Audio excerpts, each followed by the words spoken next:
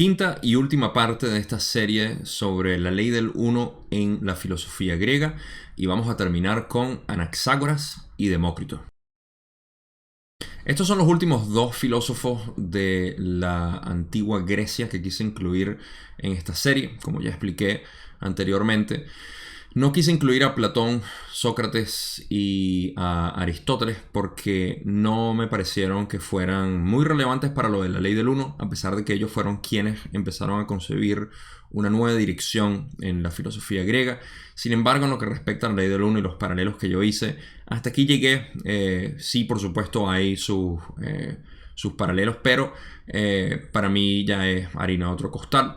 Y quizá en un futuro haga algo separado, pero no dentro de esta serie de la ley del uno, al menos no previsiblemente. De repente lo haga, las cosas cambian, como dijo Heráclito, todo está en constante cambio, así que pendiente con eso. Ahora, para recapitular un poco, quiero regresar al punto donde empezamos con Tales de Mileto y donde se empezó esta especie de pensamiento de que cómo podía haber unidad y multiplicidad al mismo tiempo y que las cosas estaban cambiando, pero que tenía que haber algo permanente también, la constancia. Y esto fue lo que generó la idea de pensar de una manera distinta en la antigua Grecia y que fue avanzando. Llegamos al punto donde Heráclito nos dio una muy buena introspección de lo que era lo que él llamaba el logos o la creación como tal. Así que si no han visto los otros videos, no sé por qué están aquí, pero deberían ir a verlos. Pero Heráclito habló pero muy bien con respecto a esto. Luego vino Parménides, quien fue para mí, y bueno, ya lo expliqué en el video anterior, cómo Parménides dividió en esencia lo que era la era presocrática entre los anteriores a Parménides y los que vinieron luego de Parménides, por lo que él introdujo. No voy a repetir lo que dijo ahí, pero sí quiero mencionar que a mi parecer esto vino porque Parménides se encontró con la parte invisible, la parte incomprensible o incomprendible de lo que es esta realidad, de lo que significa estar en una creación donde las cosas pueden venir de la nada. Y en este caso, los chinos lo supieron miles de años, más o menos para la época de Parménides. Se estaba desarrollando mucho lo que era el Dao, gracias a Lao Tse, quien habló sobre lo que era la imposibilidad de explicar el curso de la naturaleza, el flujo de la naturaleza, el flujo del cosmos como tal, de esta realidad. Sin embargo, Parménides creó esta paradoja, la cual llevó a que Empédocles diseñara en base a eso una manera de pensar distinta, donde tenían que ser mucho más empíricos para probar lo que no se podía probar. Y para mí ahí se empezó a ir lo que era el pensamiento occidental, más allá de lo místico, hacia lo que se pudiera comprobar físico, y que Platón trató de reconciliar de una manera muy hermosa con su manera de pensar y el reino de las formas o de las ideas, como él lo llamaba, y lo que era la permanencia ahí, y el problema del devenimiento en la realidad física, que era ilusoria, y la perfección en la mente, que fue donde Platón se enfocó bastante. Y por eso es generalmente conocido en cuanto a la unificación de estos pensamientos griegos antiguos. Pero me parece que muchas cosas se quedaron atrás, se quedaron sin profundizar, como por ejemplo, ya hablé de la parte de Empédocles en el video pasado, con lo que era el amor y la lucha, estos conflictos polarizados. Y bueno, podemos ver que la división entre el pensamiento occidental y el oriental se denota mucho por la parte empírica de querer probar, conceptualizar, sobre todo, conceptualizar todo. Y ahí fue donde Parménides introdujo eso. Así que vamos a hablar de Anaxágoras ahora. Y todo esto fue como introducción. Primero para recapitular todo lo que habíamos hablado antes, pero también para recordar que Anaxágoras viene ahora a tratar de darle sentido a las ideas de Parménides en aquel entonces, de que las cosas no podían devenir de nada porque si no ya existían. Y bueno, aunque Anaxágoras no se caracterizó mucho, en mi opinión, por darle mucho sentido a esa parte, sino por dos cosas muy importantes que vamos a descubrir ahorita. Así que gran introducción para el gran Anaxágoras, que habló y dijo, bueno, primero que fue el primero en distinguir la materia y la mente. Y él dijo esto, a diferencia de muchos filósofos antiguos que simplemente traían la concepción antigua de la mitología griega como para darle sentido a que todo tenía un espíritu. La materia, el agua, las personas, los animales, todo tenía un espíritu específico. Y Anaxágoras creó esa división por primera vez y dijo, no, hay mente y hay materia. Son dos cosas distintas. Y esto ayuda muchísimo a lo que es posteriormente la filosofía occidental. Lo que es nuestro mundo moderno y la filosofía que tenemos ahorita separada de la ciencia, donde no existe una comunión en ambas y por supuesto nada en lo espiritual o muy poco en lo metafísico, digamos, y todavía existe ese conflicto de poder unir lo que es la idea espiritual o metafísico. Y esto ayudó muchísimo, separar lo que era la mente. Descartes habló muchísimo de esto después, y Nietzsche también hablaba hasta cierto punto, pero harina otro costal. Esta contribución de Anaxágoras para mí fue importante en cuanto al pensamiento occidental. Su personalidad es importante recalcarla aquí porque, al igual que Heráclito, él rechazó sus riquezas y la herencia que tenía de su familia para dedicar su vida a estudiar la filosofía. También dijo que era un ciudadano del universo.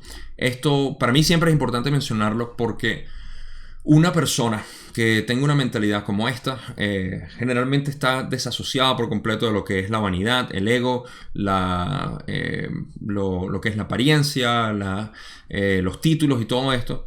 Y describe mucho la personalidad de nuevo del individuo para la orientación mental a la que tenía. Se dedicó a estudiar el universo, a estudiar filosofía en ese entonces que abarcaba todo.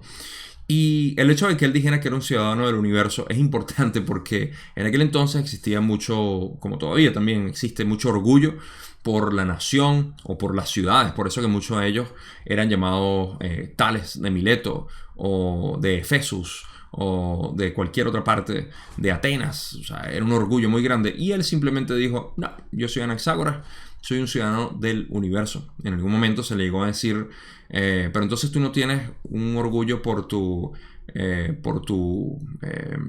madre, a quienes le decían como la madre tierra. Y Anaxágoras dijo, sí, claro que sí, tengo un gran orgullo por ella. Y apuntó hacia el cielo, como diciendo, todo. O sea, soy parte del todo. Somos todos uno, en esencia. Así que podemos ver también un pequeño ajuste ahí de mentalidad gracias a la filosofía del uno, que para mí es lo que Anaxágoras también recibió. Y lo vamos a ver más que nada en el segundo punto importante que tengo de Anaxágoras. Vamos a seguir donde dice que esta parte de que todo estaba en el todo. Y esto venía de lo que es. Vamos a terminar esto para poder explicarlo. Y también decía que todo estaba presente en diferentes concentraciones. O sea, que todo estaba en todo. Y para mí esto es como la codificación del ADN. Pero vamos a explicarlo mejor, porque así de por sí no tiene sentido. A ver, Empédocles dijo que explicó un modelo muy hermoso, como vimos en el video anterior, donde los elementos se unían y se combinaban para crear diferentes materiales. Desde la sangre a un ser humano, a una piedra, a un hueso, a lo que sea. Y esa combinación creaba distintas multiplicidades. Pero Anaxágoras se fue un poquito hacia lo Parménides diciendo no. Si las cosas se combinan y no son, y se convierten en algo que son, entonces está yendo en contra del concepto de Parménides. Y ahí se fue a decir que, bueno, todo estaba en todo en diferentes concentraciones. Lo que quiere decir que mi teléfono tiene una combinación de distintos elementos y tiene en esencia todo aquí. Tiene a un ser humano, tiene a un caballo, tiene al sol, tiene a todo, pero en diferentes concentraciones. Claro, en este caso estamos hablando de todas las posibilidades del universo concentradas, pero a un nivel ínfimo o en su gran mayoría, y cómo mi teléfono exhibe en su gran mayoría metal, plástico y sílica, etcétera, todo lo que lo compone, los pequeños metales, etcétera. Entonces eso es lo que más percibimos. Lo que percibimos nosotros es lo que existe en mayor concentración, pero el resto existe ahí. Esto me suena mucho más al ADN, aunque Anaxágoras no lo habló específicamente a criaturas vivientes que son los que poseen el ADN, pero para mí suena mucho como el ADN, y más que nada suena como la posibilidad o la infinidad de posibilidades que existe. Pero de nuevo, eso es algo que quise incluir porque me pareció muy acoplado a lo que es el modelo que nosotros conocemos ahora de cómo en realidad todo está en todo de por sí, pero es una energía inteligente lo que existe en todo, y es pura energía con potencial infinito. Ok, entonces ahora en lo otro que tengo en Anaxágoras es que el hilozoísmo asumía que todo estaba vivo, incluyendo la materia. Esto es lo que ya hablé de que tenía espíritu. Todo tenía un espíritu. Y esto venía de la filosofía o de la creencia mitológica griega en aquel entonces.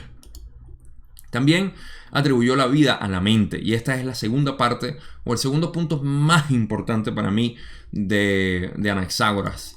Porque decía que la mente es una fuerza inteligente que mueve todo el universo. Aquí ya podemos ver todos los paralelos que existen con la ley del uno y con el modelo de la infinidad inteligente. Porque la mente, una vez más, recuerden que él dividió la mente y la materia. En aquel entonces se mantenía que la materia simplemente estaba viva. Y él dijo, no, existe una mente y existe la materia. Y esta mente es la que gobierna la materia. Pero existe una mente universal. Y esa mente es la que mueve todo en el universo. Esa mente es lo que es la energía inteligente, en este caso, que mueve o toma forma sacando del potencial de la infinidad inteligente. Todos estos son términos que estoy utilizando y que están mejor explicados en la sesión 27 que ya salió. Así que si quieren, en la ley del 1 vayan a verla y explica mucho más lo que es la infinidad inteligente dentro del modelo de la ley del 1. Y para mí eso es lo que Anaxágoras estaba hablando aquí, cuando pudo discernir que existía una mente que gobernaba todo el movimiento del universo.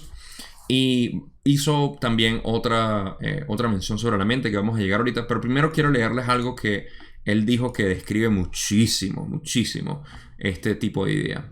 Y decía, en cuanto a la mente, decía, es lo mejor y más puro de todas las cosas, y tiene juicio de todo y poderes grandiosos, y todo lo que tiene vida, tanto grandes como pequeños, todo esto la mente controla. Si esto no lo describe, no creo que más nada lo pueda describir mejor en cuanto al pensamiento de Anaxágoras, de cómo esta mente gobernaba todo, gobernaba el movimiento de todo en el cosmos y todo lo que pasaba. Y esto lo vamos a expandir un poco más en la otra diapositiva que tengo y los otros puntos, donde Anaxágoras dijo que la mente inició la creación y dio vida a la materia. Entonces, aquí ya pueden ver que en el hilozoísmo existía la idea de que había una vida en la materia. Pero Anaxágoras dice que la mente le dio vida a la materia, lo que quiere decir que está un nivel superior a lo que era la vida de la materia como tal. Así que perfecto aquí en cuanto a la ley del 1. Y esta parte es fenomenal, cuando dice que nuestra mente es un reflejo de la mente universal. Esto describe lo que nosotros somos como subcreadores. Nuestra mente es idéntica a la mente del creador. Y eso nosotros lo sabemos dentro del modelo del 1. Y que Anaxágoras lo dijera en ese sentido, de nuevo, no era sofisticado el modelo que nos dio, pero era una manera de decir lo mismo, en pocas palabras. Y bueno, a buen entendedor, pocas palabras, ¿no? Entonces, Anaxágoras lo sabía en realidad. Y lo pudo explicar de esa manera, aunque no haya sido tan bien percibido por algo que vamos a llegar ahorita. Y vamos a terminar de leer los últimos puntos para darle un final a Anaxágoras y pasar a Demócrito. En el principio la materia estaba inmóvil, dijo él, y infinitamente en el tiempo. O sea, inmóvil infinitamente hasta que la mente inició todo. Y él combinó los argumentos teleológicos, lo cual quiere decir propósito, y mecanísticos, lo cual quiere decir sin propósito en ese sentido del cosmos, pero de una manera errática. Yo se lo voy a explicar ahorita. Pero antes de hacer eso, vamos a finalizar la parte de la mente, donde decía que la mente inició todo. Esto nos lleva de nuevo al modelo de la ley del 1, donde la infinidad inteligente o la infinidad simplemente se dio cuenta de que existía. Tuvo percepción de sí misma, tuvo conciencia, creó conciencia, y de ahí dijo, hey, me quiero experimentar. Inició todo. Para mí hay un paralelo enorme aquí en cuanto a la idea de que existe una mente universal y que inició la creación. La mente inició en esencia todo.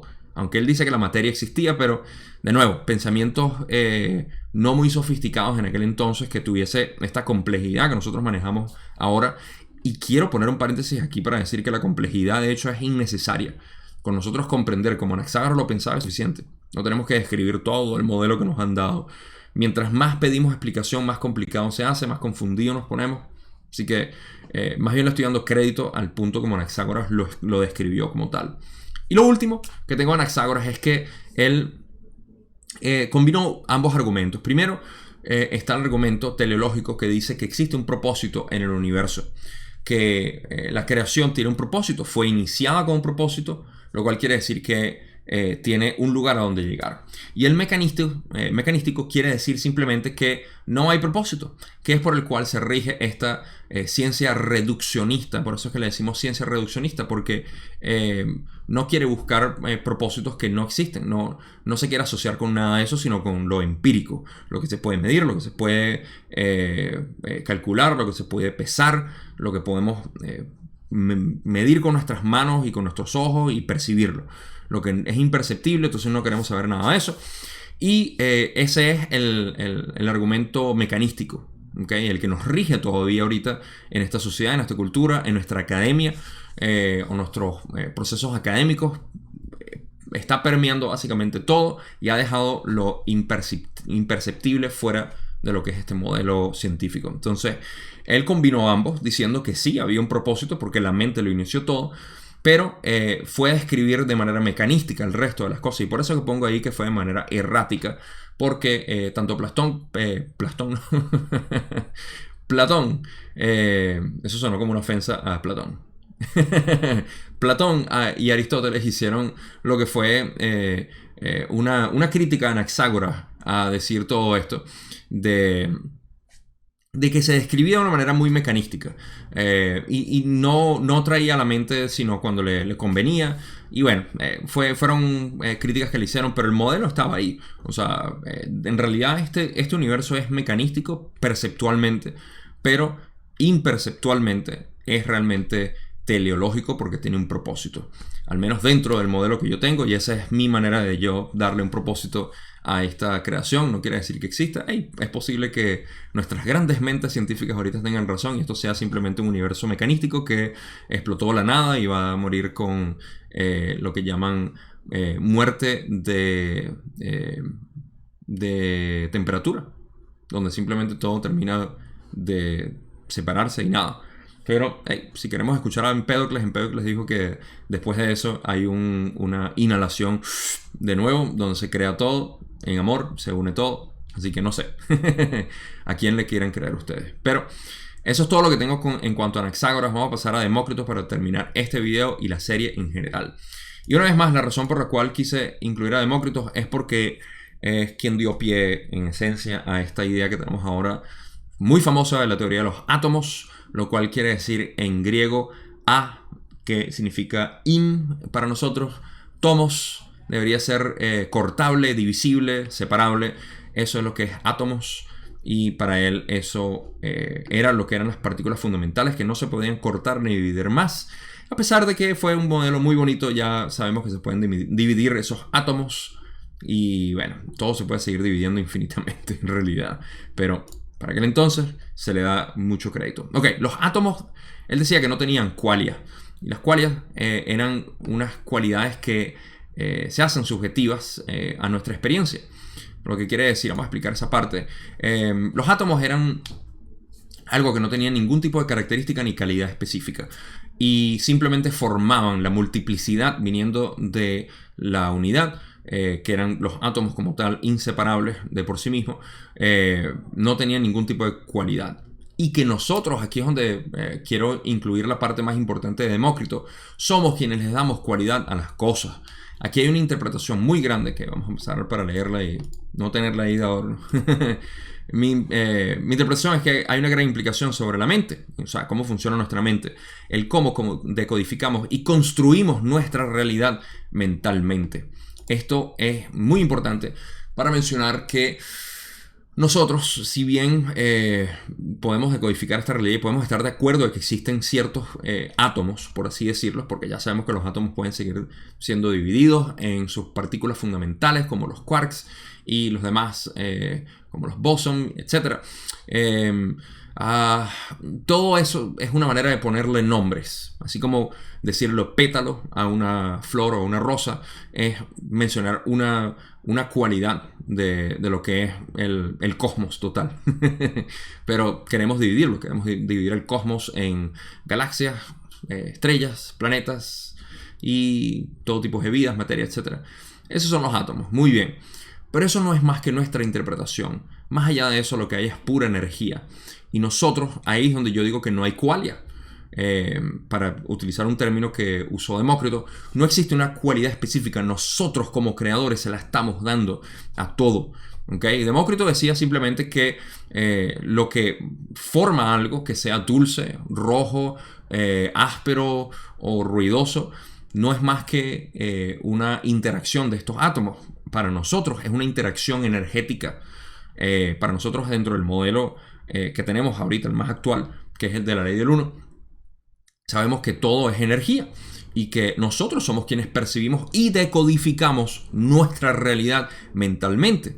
Entonces podemos sacar eso de Demócrito muy bien cuando dijo que todo tenía una experiencia subjetiva dependiendo de nuestra percepción y era la mente quien lo decodificaba. Así que gran punto para el gran Demócrito ahí. Y por último, la parte que quiero incluir final de Demócrito y para finalizar esta serie es que sus ideas éticas se asemejaban mucho al estado armónico de la mente con autodisciplina. ¿Qué quiere decir esto? Que Demócrito pensaba de la misma manera como Heráclito.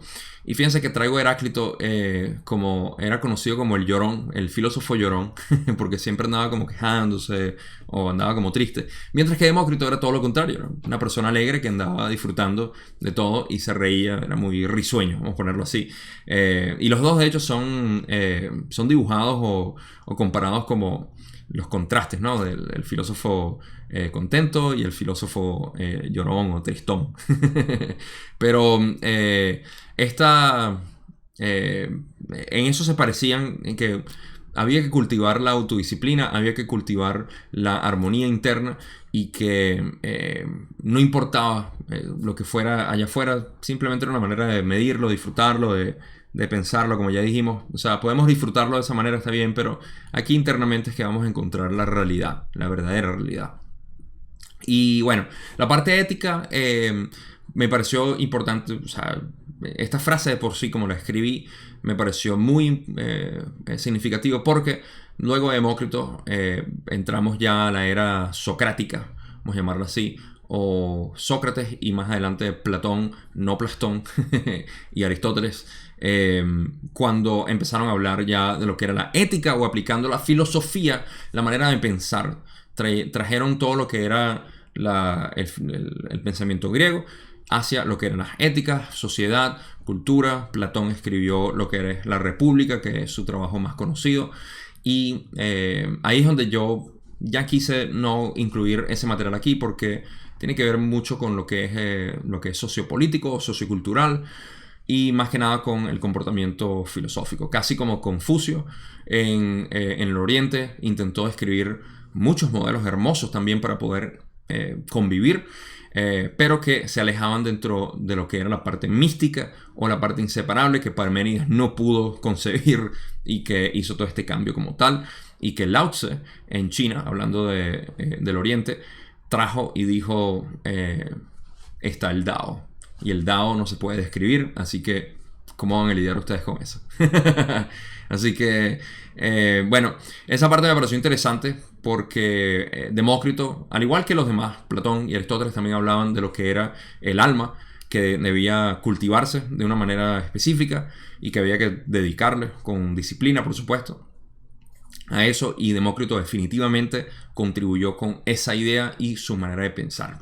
Así que hasta ahí llegan los paralelos con la ley del uno, terminando con esa que es en realidad lo que no solamente Ra, sino el resto de la Confederación, que nos han entregado la ley del uno desde hace un tiempo y continúan haciéndolo, ya sea de manera telepática a cada uno de nosotros en nuestros sueños y en momentos de contemplación, meditación, de filosofar, pero también nos los han entregado a través de canalizaciones más formales, que yo me caracterizo por la ley del uno en mi serie del canal, que ya ustedes deben estar familiarizados si están viendo esto, y si no, los invito a que vayan a verlo.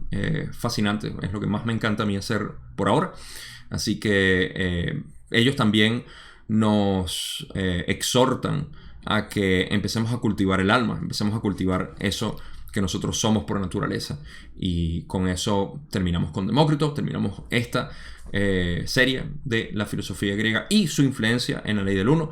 Les agradezco muchísimo haber visto esto. Si lo vieron todos, si no, vayan a ver los otros y terminen aquí ahorita para poder decirles como siempre, gracias, gracias, gracias. Y no se me puede olvidar, se les quiere mucho. Nos vemos en el próximo video.